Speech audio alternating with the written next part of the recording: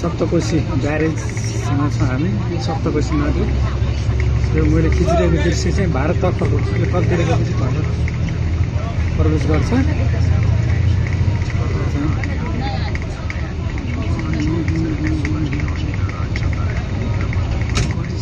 Area छ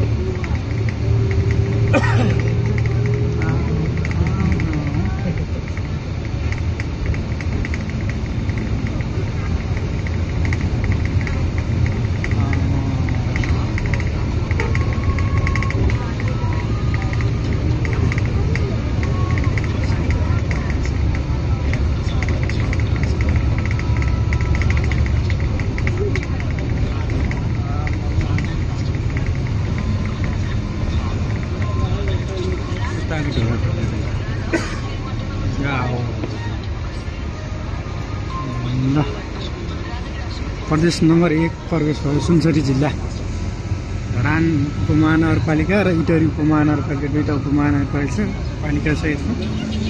यो चाहिँ यताको नहर हो। यो चाहिँ नहर हो। उताको चाहिँ मेन खोला हो है। यो खोला होइन नहर हो। नहर हो।